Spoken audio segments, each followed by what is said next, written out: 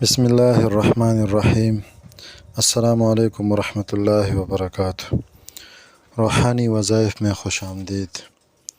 دنیا میں اللہ جل شانہ نے بعض لوگوں کو عزت دی ہے، بعض لوگوں کو شہرت دی ہے، بعض لوگوں کو مال دیا ہے، بعض لوگوں کو اولاد دی ہے، بعض لوگوں کو گاڑی بنگلہ دی ہے، اور بعض لوگ غریب ہوتے ہیں یا غریب نہیں ہوتے، لیکن جن لوگوں کو اللہ جل شانہ نے عزت، شہرت، مال دولت دی ہوتی ہے، تو یہ دوسرے لوگ سمجھتے ہیں کہ کیوں ان لوگوں کو یہ سب کچھ دیا گیا ہے، اور ہر وقت یہ تمنا کرتے ہیں کہ کب ایسا وقت آئے گا کہ اس سے یہ عزت چھین جائے یا مال چھین جائے، اس کا مال ختم ہو جائے، اس کی عزت ختم ہو جائے۔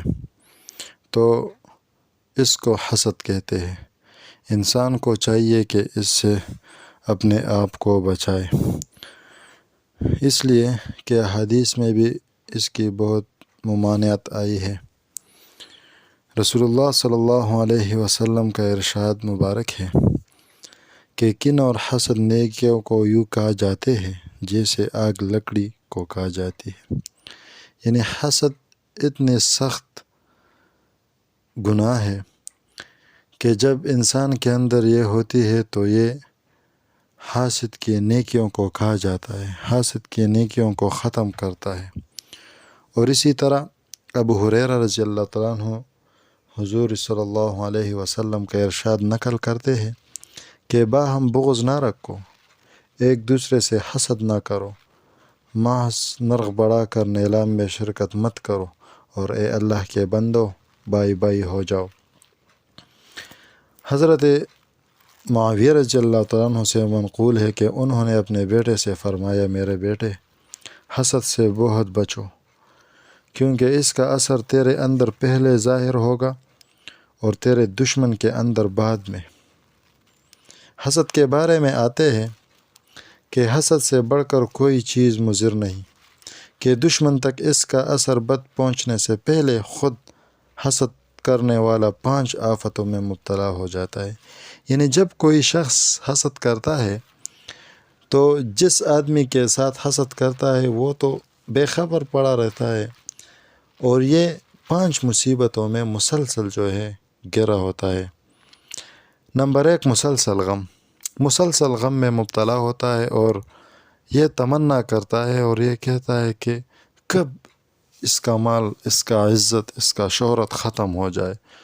اور جب وہ دیکھتا ہے کہ کسی مجلس میں اس کا تذکرہ ہوتا ہے، اس کی بات ہوتی ہے، اس کی عزت ہوتی ہے، تو یہ مسلسل غم میں ہوتا ہے اور اس کا دل بے چین رہتا ہے۔ اور دوسری چیز یہ ہے کہ ایسی مصیبت جس پر کوئی اجر نہیں ہے، یعنی ایسی مصیبت کہ جس پر اس کو کوئی اجر بھی نہیں ملتا، ثواب بھی نہیں ملتی۔ تیسری چیز، ایسی قابل مذمت حالت جس پر کبھی تحسین بھی نہیں، کوئی شخص اس کا جو ہے خراج تحسین بھی پیش نہیں کرتا کہ آپ بہت اچھا کام کرتے۔ اور چوتھی بات، اللہ تعالیٰ حسد کرنے والے پر ناراض ہوتے ہیں، یعنی اللہ جل شانہ کی ناراضگی یہ سب سے بڑی نقصان ہے حسد کرنے والے کے لیے۔ اور 5ویں چیز، توفیق کے دروازے اس پر بند ہو جاتے ہیں، یعنی جو آدمی حسد کرتا ہے اس پر توفیق کے دروازے بند ہوتے ہیں۔ حسد سے بچو، بہت زیادہ بچنے کی ضرورت ہے۔ حسد ہی وہ پہلا گناہ ہے جو آسمان میں اللہ تعالیٰ کی معصیت کا باعث بنا، اور یہی وہ پہلا گناہ ہے جو زمین میں اللہ تعالیٰ کی نافرمانی کا سبب بنا۔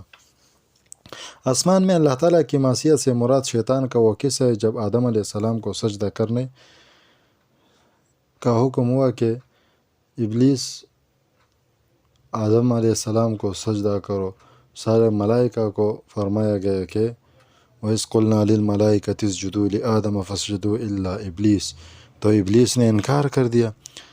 تو اس کی انکار کی اصل وجہ حسد تھی، اور کیا بولا کہ مجھے آگ سے بنایا گیا ہے اور اس کو مٹی سے، اور میں ابھی اس کو سجدہ کروں گا۔ تو آسمانوں میں بھی پہلی گناہ جو ہے حسد ہوئی ہے، اور زمین پر بھی پہلی گناہ حسد ہوئی ہے، یعنی آدم علیہ السلام کے بیٹے قابیل کا قصہ کہ جس نے اپنے بھائی حابیل کو حسد کی وجہ سے قتل کیا۔ تو بہت زیادہ حسد سے بچنا چاہیے۔ انسان کو چاہیے کہ خود بھی حسد نہ کرے اور دوسرے کی حسد سے بھی اپنے آپ کو بچائے۔ خود حسد کرنے سے بچنے کا آسان طریقہ یہ ہے کہ انسان کو چاہیے کہ جب اس کے دل میں ایسے خیالات وساوس آتے ہیں تو اس کو زبان پر نہ لائے، اور حسد جس کے ساتھ اس کا حسد ہے اس کے لیے دعا، تو اللہ جل شانہ اس کا دل پاک کر دے گا۔ اور اسی طرح جو شخص آپ کے ساتھ حسد کرتا ہے، آپ کو پتہ ہے کہ یہ آدمی میرے ساتھ حسد کرتا ہے، تو انسان کو چاہیے کہ ایسے شخص کے حسد سے بھی بچنا چاہیے، کیونکہ قرآن مجید میں بھی اللہ جل شانہ نے فرمائے وَمِن شَرِّ حَاسِدٍ إِذَا حَسَد، یعنی حسد کرنے والے کے حسد سے بھی بچنا چاہیے۔ تو اس کے لیے بہت ہی مجرب وظیفہ ہے، روزانہ 75 مرتبہ المذل المذل المذل پڑھنا چاہیے۔ انشاءاللہ جو شخص آپ کے ساتھ حسد کرتا ہے اور آپ کو نقصان پہنچانے کی کوشش کرتا ہے، تو اللہ جل شانہ آپ کو حاسد کی حسد سے اور حاسد کی ہر قسم شر سے انشاءاللہ محفوظ فرمائے گا۔